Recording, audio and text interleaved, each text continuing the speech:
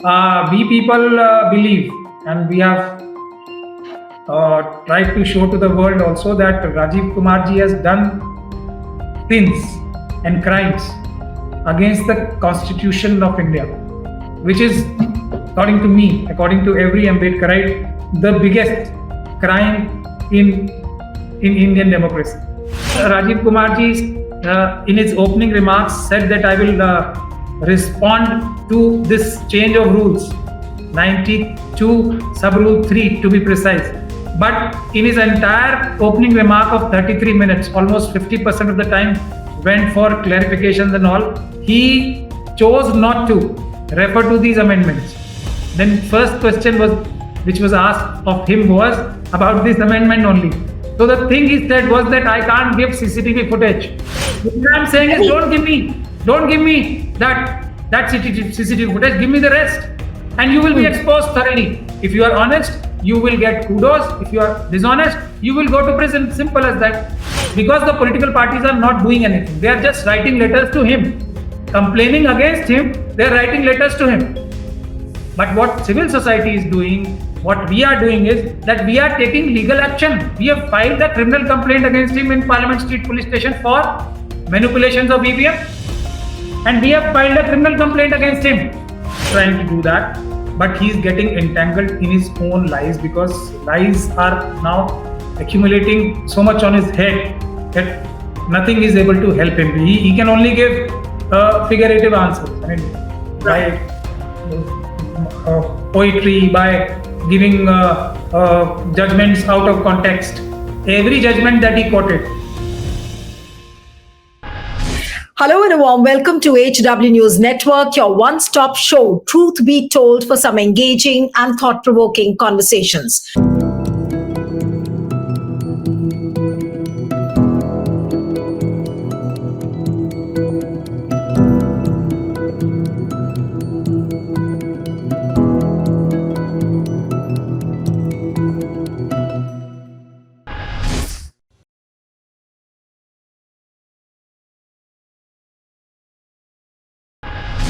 Chief Election Commissioner Rajiv Kumar today held his last press conference before he retires from the post. Obviously, that press conference was to announce the Delhi polls, the dates for the Delhi polls, which of course is 5th of February is the polling, and the counting of votes is going to be on 8th of February. But before he announced the dates, he today thought of clarifying all the doubts related to the electoral processes, whether it is the EVM, whether it is the voter list deletions, whether it is the ballot paper, whether it is talking about various other issues on which the doubts have been raised, and what exactly he said. And a quintessence of that, I'm just going to read it out to you. He says that there is no evidence of unreliability of EVMs, no question of introducing a virus or a bug in the EVM, no question of invalid votes in the EVM, no rigging is possible. High courts and the Supreme Court are saying it in different judgments.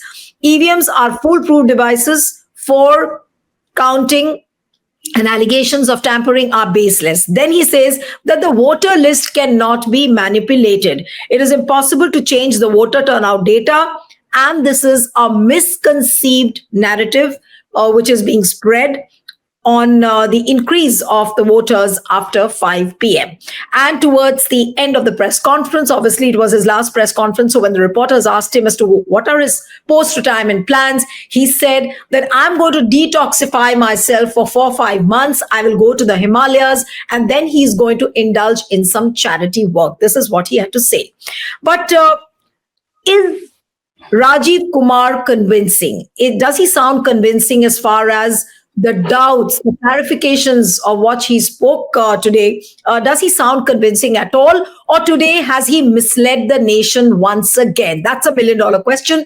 And secondly, from the press conference, does it look like Rajiv Kumar is going to give Delhi elections on the BJP's platter as his parting gift to the BJP, or almost like a thank you token to BJP by delivering Delhi for the BJP? Joining me now is Supreme Court lawyer Mehmood Pracha, who joins us this evening. Thank you so much, Mehmood, for joining. And I'll begin with The first thing what he says that he is going to the Himalayas after the Delhi elections are over, and perhaps after he retires. What can one make out of this statement? He says that he is going to detoxify himself. He will go to the Himalayas. Yes, Mehmood.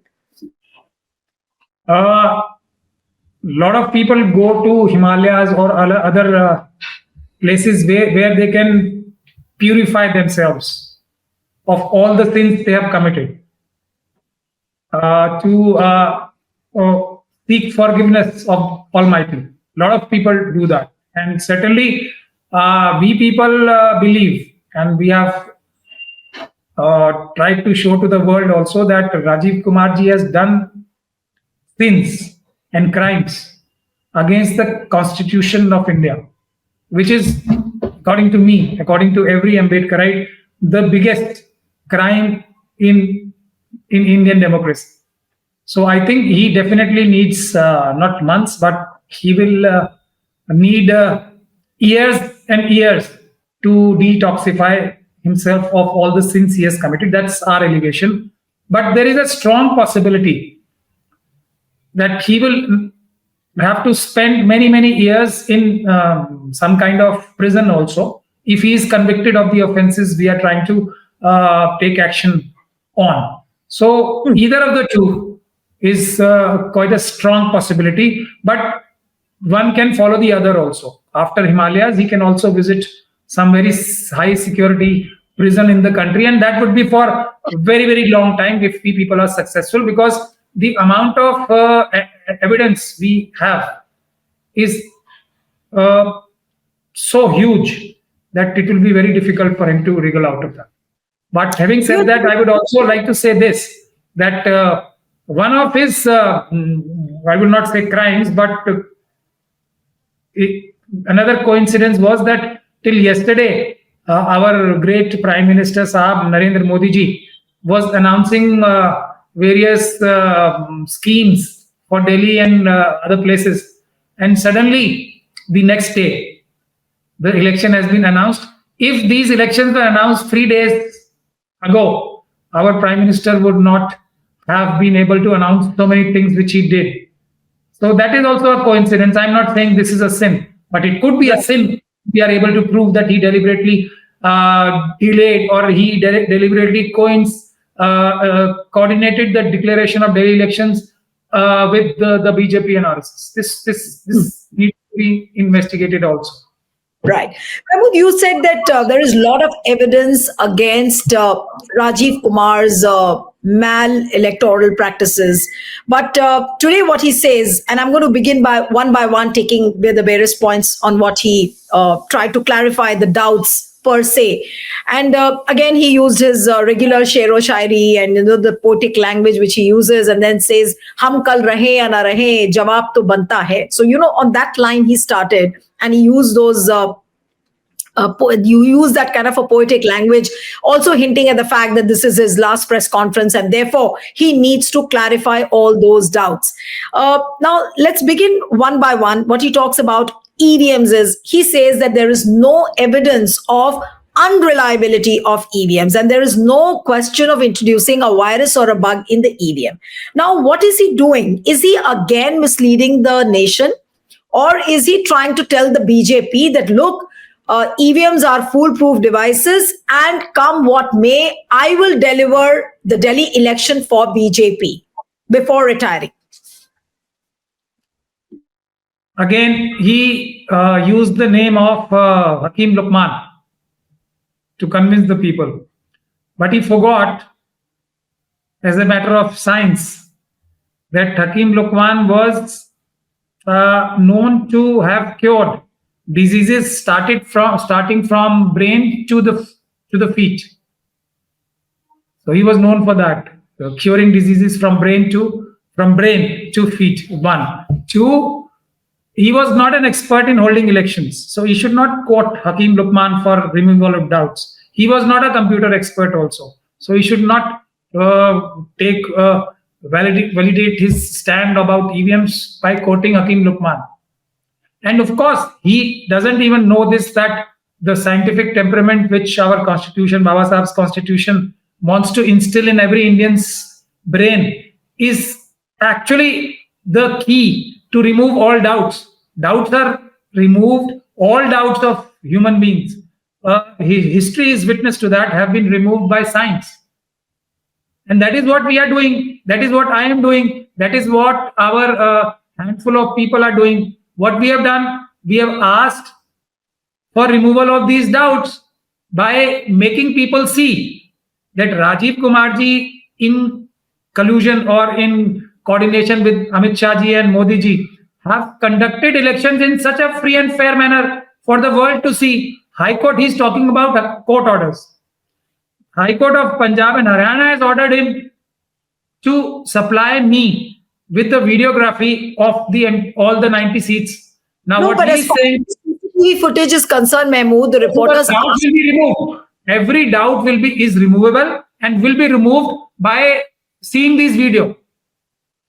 No, but regarding the footage, what you're talking about, the CCTV footage, he said that we cannot give the CCTV footage. We had to change the rule because this was a matter of the breach of privacy of the people who are coming inside the polling booth. He says, how can we give that footage and show the faces of the voters? This is the clarification which he has given, because the reporter asked him, then why did you change the conduct of rules? So then he gives a clarification saying that, the CCTV footage we cannot share because it's a breach of privacy of the voters. If you remember, Neelu ji, yours was the first interview after this Punjab Haryana High Court's judgment. Forced, I would use that word, the central government to amend the rules. And that day I predicted that Rajiv Kumar ji and the legal team of Shri Narendra Modi ji and Shri Amit Shah ji would realize that they have committed a bigger blunder than already was facing them. That is exactly what has happened. But I will still not divulge the finer points of my strategy, but this has come really true. First of all, Rajiv Kumar ji, in his opening remarks, said that I will respond to this change of rules, 92 sub-rule 3 to be precise. But in his entire opening remark of 33 minutes, almost 50% of the time went for clarifications and all. He chose not to refer to these amendments. Then first question which was asked of him was about this amendment only. So the thing he said was that I can't give CCTV footage of the booths inside, what happened inside the booth. So here comes my answer for that. And he fell into the bigger trap which I was referring to in my first interview with you. So now he's saying I will not give the CCTV footage of the entire the booths. Okay, don't give. Give me every other thing he's saying I will give. So give. I don't need that. I mean, let us give me everything else, which you are saying everything else I give. That we will fight it out in the court. If the law permits, you will have to give me that also. If it doesn't, I will not. But till that time, at least give me everything else. But then he fall back on my biggest fear, that was the court case in Supreme Court. So he says, I will not say anything. But even that, we will face that backstab also, which the Mr. Jairam Ramesh has actually committed on us to stop us from getting this proof. But we will that. What I'm saying is, don't give me that CCTV footage. Give me the rest, and you will be exposed thoroughly. If you are honest, you will get kudos. If you are dishonest, you will go to prison. Simple as that. No, but Mehmood, the big question is that all this while he has been dodging questions on the voter turnout data, then the voter list deletions, also on the EVMs. But today, being his last press conference, why do you think that he was forced to clarify all this? He could have easily kept quiet. He could have retired. Nobody would have asked all this. So why did he choose an occasion like today to clarify these things? See, if it was the political parties, sabotage, the leadership of the political parties being sabotaged by the Trojan horses, and Trojan horse, not the EVM Trojan horse which he was referring to, but Trojan horses like Jairam Ramesh Saab and Vinu Gopal Saab. He now has realized, and his entire briefing, very, very strangely though, not so strange when we know his real intentions, which are not above board, he never spoke about the voters. He only projected two stakeholders. One is the election commission, other is the political parties. So his internal thought process is getting diverged. He's not talking about people like us, the civil society, Deva Shayam Saab, Prabhakar Parkala Saab, Justice Kolse Patil Saab, Raju Purlekar Saab, Pyarelal Garg Saab. He's not talking about them. We are immaterial. The main stakeholders, the voters, are immaterial for him, because he only wants to deal with political parties, and that too rigged with their Trojan horses. So therefore, he was saying that we have explained everything to political parties, so we don't want to do it for the common masses. But he now, because the political parties are not doing anything, they are just writing letters to him, complaining against him, they are writing letters to him. But what civil society is doing, what we are doing is that we are taking legal action. We have filed a criminal complaint against him in Parliament Street Police Station for manipulations of EVM. And we have filed a criminal complaint against him in Police Station, Parliament Street, for the things which are being complained by Congress Party, if you can see, by the Congress Party in Maharashtra about the voter list manipulation, deletion and additions. And Delhi, Shri Arvind Kejriwal ji has also said that they have written a letter. Letters will not make any effect. So have you filed this complaint? The complaint which you were just showing right now on the screen, is this complaint which is filed today regarding the voter list deletions? Not today. It was filed on 5th. Now we have filed, because police has not taken any action. So we have filed a court case also in this. Okay. It will come up for hearing in a day or two. So we are taking action against him, proper constitutionally mandated action against him. So he is worried about this. That's why these long clarifications to the nation. But it will not help him. The only thing that will help him is disclosure in his own words. But he also used the word disclosure today. He said that everything is available. He referred to the FAQs and he said everything is available, and we are the only democratic nation in the world which has so much of data available. And he said that please go through the data before you make any stories. He asked her how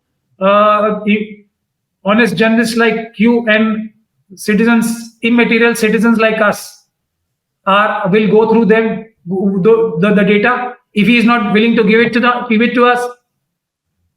See, when you lie, you have to cover up your lies with more and more lies.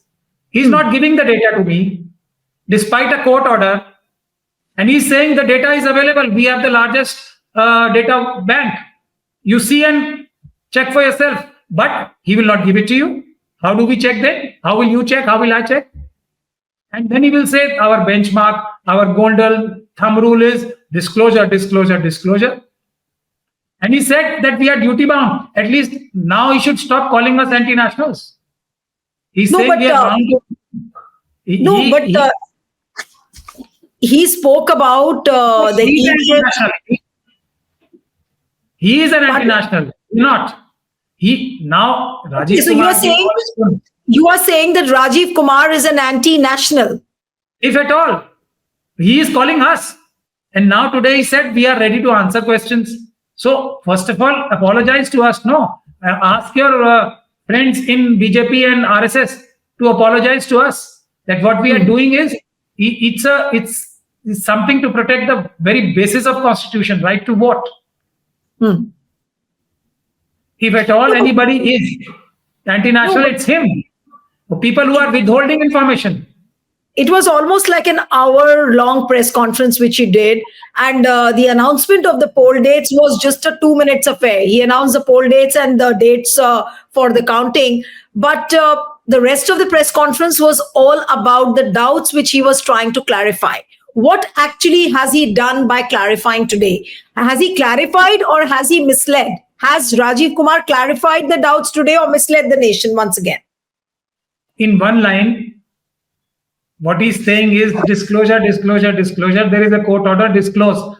Withhold the CCTV footage which you are saying I will not give. That we will fight it out in the court. If you win, you don't give me. Rest you give. Okay. Now I leave it to the judgment of your viewers. Walk the talk. You have misled the Supreme Court by saying this, that we have such a robust protocol which we follow. That makes EVMs safe and sound. Now you are not willing to let the world see what robust protocol you follow or you don't follow. So today he was holding a red book. Mehmood, today he was holding a red book referring to the People's Representation Act. Then he was talking about FAQs. He sounded like a chief election commissioner who has done no wrong. And he's pious. He's very clean. He's pure. He has done no electoral malpractice. He's not indulged at all. This is what the quintessence of his clarifications was. But why is he not letting us see that? I am answering a question in one sentence, direct answer. All that is honesty, his rule book. Rule book is just paper, no? That this has to be done, this has to be done, this has to be done. Whether it has been done or not, that is the essence of that rule book. And that is visible in this videography, which he is not willing to give. And I'm not now saying that you give me what you said I will not give. Don't give me that. Rest, you give no. And the world will see that your rule book has been flouted or the rule book is being followed. What more honesty does he want from people like us?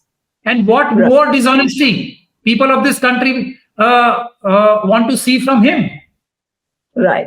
No, but he also spoke at length about the voter list. He says that it cannot be manipulated. It is impossible to change the voter turnout data, and what some online media platforms are saying, which of course is people like you and me when we do the programs. He says that this is a misconceived narrative which is being spread on the increase of voting after 5 p.m. So basically, he has trashed every bit of what we have been talking since so many months, and in fact, almost more than a year now. There is one person called Dr. Pyarelal. He lives in Chandigarh. What he talked about was, again, misquoting facts. What Mr. Pyarelal, Dr. Pyarelal has done is, he has done research from his own records. Nothing like I am saying, don't believe my word. See Election Commission's own videography and see for yourself whether it is truthful or not. What he has done is, he's not talking about the voter hike, voter spike, as he says it, on that day, on the day of the polling.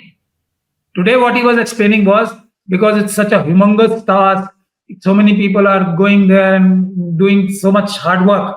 So we only get free by 11 o'clock. What Dr. Pyarelal Garg has said, he has collected data of next day and 5 days after the next day of elections.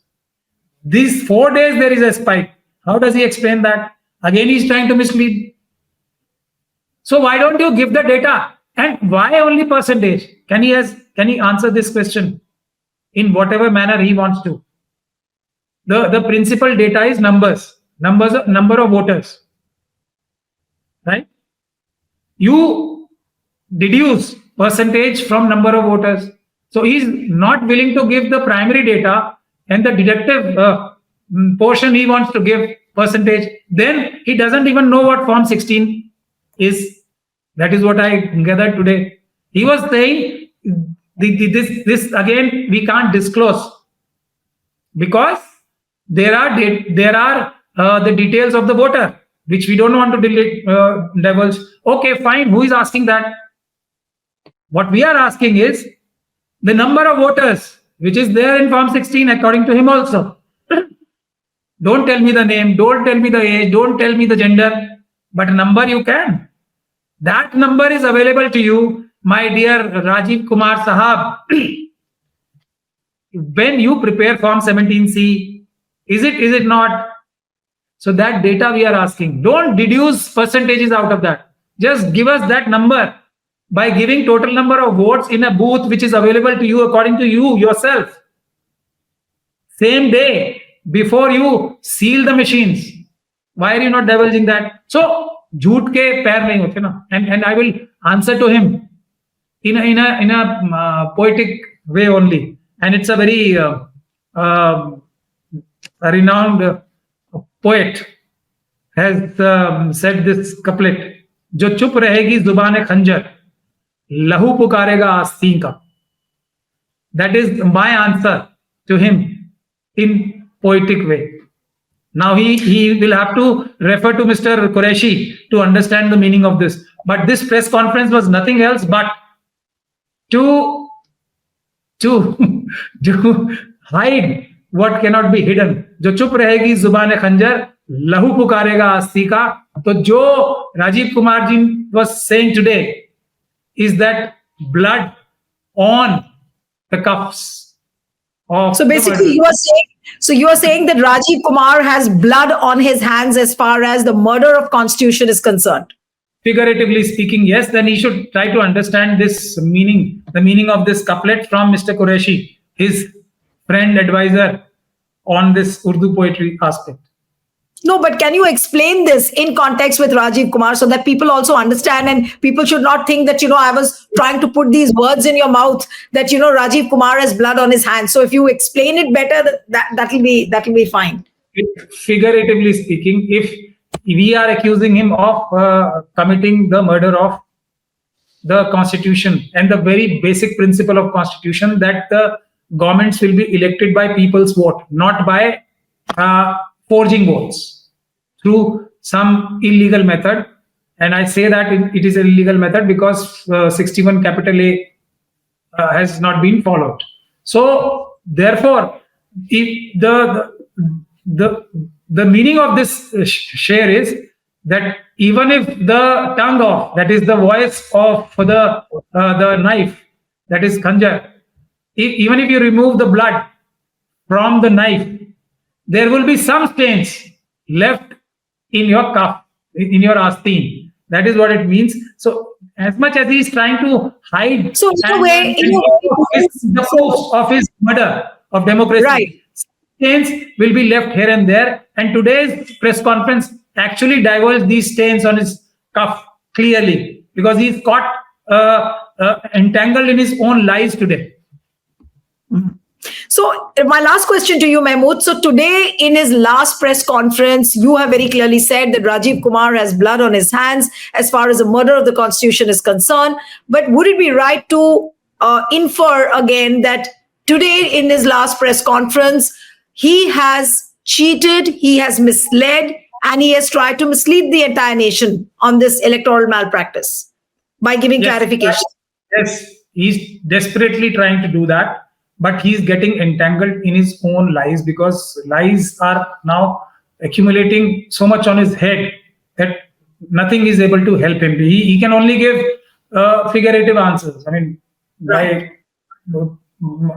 poetry, by giving judgments out of context. Every judgment that he quoted was based on his affidavits to the Supreme Court. And every judgment emanated from the fact, and which is tacit support, that all the people who are arguing the cases against the Election Commission was in unison saying that we do not mistrust. Ours is a different line. That is the people's line. We do not trust Election Commission, because legally it is not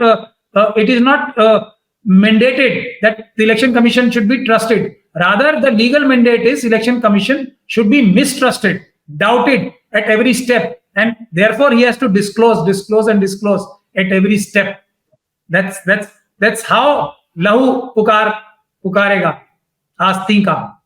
Even in his own words, he's talking about disclosure, and therefore he gets entangled in his own lies while not disclosing. Okay. So you made two important points: that Rajiv Kumar has blood on his hands as far as the murder of the Constitution is concerned, and by giving and issuing clarifications, he's got entangled into his own lies. Thank you so much, Mehmood Pracha, for joining on HW News Network. It was wonderful to have you on the program. Thank you. Thank you very much. Stay ahead with our cutting-edge news app. Instantly access the latest shorts in just 1 minute and breaking news in just 50 words. Download now for a smarter, faster news experience.